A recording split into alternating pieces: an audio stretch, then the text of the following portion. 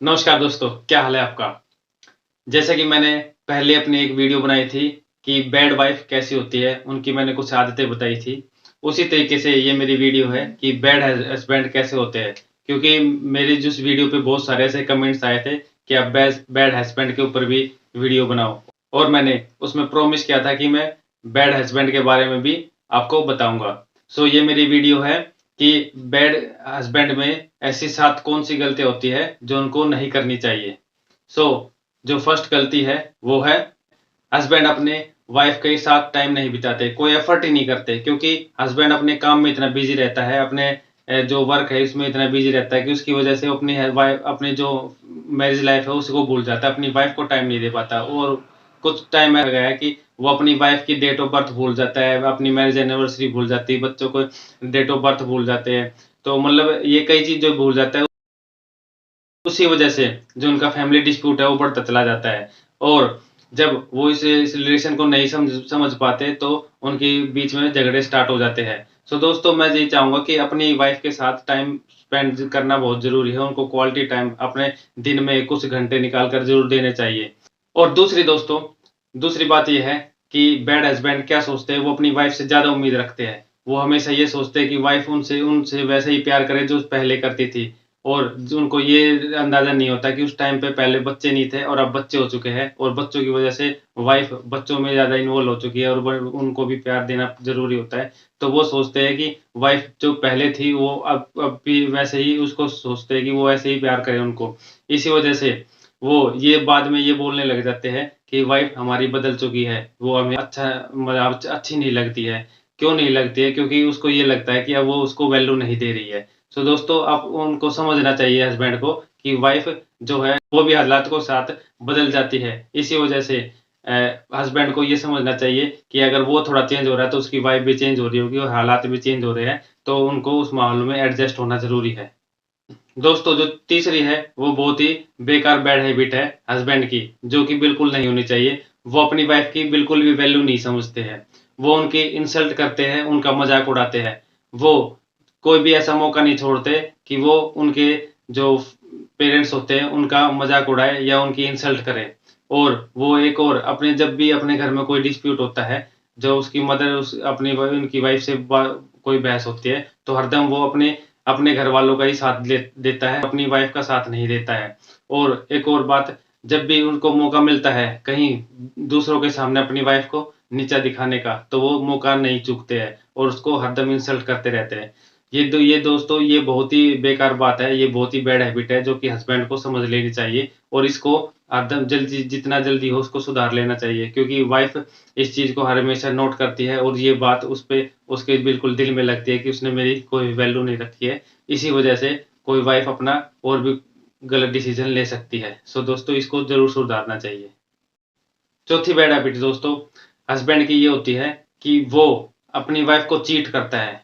कई बार देखा होगा कि हस्बैंड कहीं मार्केट में किसी औरत को घूरते हुए या किसी अपने घर के सामने किसी औरत को घूर रहा है। देखना एक अलग बात होती है और घूरना एक अलग बात होती है। उससे वाइफ को ये लगता है कि ये इनकी कितनी गलत हैबिट है। उनको खुद अपने आप ये मेरे हस्बैंड कितने गंदे हैं और कई बार फिर जैसे उनकी मेंटालिटी होती है वैसे वो ये सोचने लगे कि अपनी वाइफ पे छोटी-छोटी बातों पे शक करने लग जाते हैं कि उनका क्या चक्कर है, कई बार कुछ नहीं है या कुछ है या नहीं है। उनके फ़ोन को चेक करना, उनसे बार-बार वो कैरेक्टर पे कमेंट करना, ये बातें हो जाती है क्योंकि हस्बैंड जैसा उनका माइंड होता है वैसे ही वो अपने दूसरे को भी यही समझते हैं। सो दोस्तों ऐसा बिल्कुल नहीं करना चाहिए। कभी भी वाइफ के सामने या वाइफ के बाद या फिर उसके पीछे किसी औरत को नहीं ताड़ना चाहिए। उसको ये याद रखना चाहिए कि जब उसकी वाइफ उसके साथ में है तो वही उसकी पहली प्रायोरिटी है। दोस्तों 5वीं गलती है हस्बैंड की, वो बात-बात पे अपनी वाइफ की गलतियाँ निकालते हैं। हर चीज़ में गलतियाँ निकालते हैं। खाने में हो उसमें गलतियाँ निकालते हैं, कुछ कर दिया उसमें गलतियाँ निकालते हैं। उनके लिए कुछ नई नई चीज़ ले आए उसमें गलतियाँ मतलब बात-बात में उनको टोकना, रोकना, उनकी गलतियाँ निकालना, उनका मज़ाक उड़ाना, ये बहुत बैड हैबिट है हस्बैंड की जो इसको सुधार लेनी चाहिए और अपनी वाइफ के साथ एक अच्छी मैरिज लाइफ़ बितानी चाहिए। क्योंकि अगर इस गलती को नहीं सुधारते हैं तो उनका डिफरेंसेस बढ़ता चला जाता है और वाइफ को भी यही लगने लग जाता है कि ये तो मेरे पे बार-बार में गलतियाँ निकाल रही है, इनका मेरे पे कोई इंटरेस्ट नहीं है, ना मेरी वैल्यू करते, तो वाइफ भी उनसे दूर होती चली जाती है। सो दोस्तों ये हस्बैंड को बिल्कुल अपनी गलती को सुधार लेना चाहिए।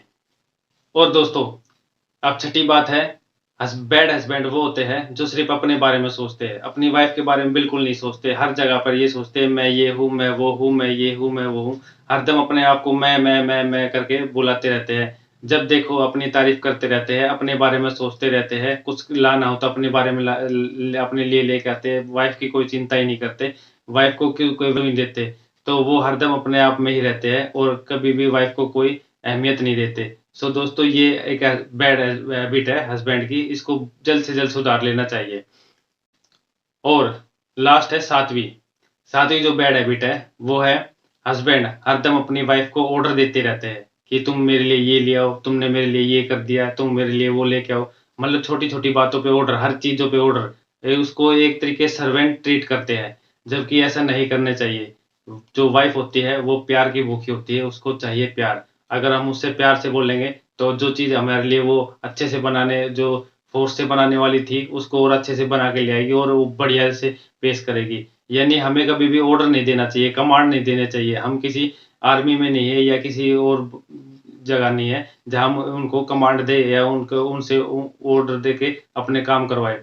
हमें सिर्फ अपनी वाइफ को, एक ये हमारा रिलेशनशिप है, इतना स्ट्रॉन्ग रिलेशनशिप है, अपनी वाइफ को हमें सिर्फ एक प्यार से बोलना चाहिए और प्यार से बोलेंगे तो हमें प्यार ही मिलेगा। ऐसा बोला गया है ना कि कांटे बोओगे तो कांटे मिलेंगे और फूल बोओगे तो फूल मिलेंगे। तो ऐसे ही अपनी वाइफ को हमेशा प्यार से बोलना चाहिए और प्यार से ही उसको जो भी काम करवाना है वो प्यार से करवाना चाहिए। इसलिए जल्द से जल्द हस्बैंड को ये अपनी हैबिट चेंज करनी चाहिए। सो दोस्तों, अगर ये वीडियो आपको अच्छी लगी तो प्लीज़ इसको लाइक करना, और आपको लगे कि ये किसी और को के लिए भी अच्छी हो तो उसको शेयर करना मत भूलना। और आपने अभी तक मेरे चैनल को सब्सक्राइब नहीं किया है तो इसको सब्सक्राइब कर लेना और उस घंटी वाले आइकॉन के ज़रूर भी दबा देना, जो कि इस तरीके की और भी मैरिज लाइफ वीडियो मैं आपको देता रहूँगा और इसकी जो भी आपकी नोटिफिकेशन आपके पास लगातार आती रहे। सो दोस्तों, नमस्कार।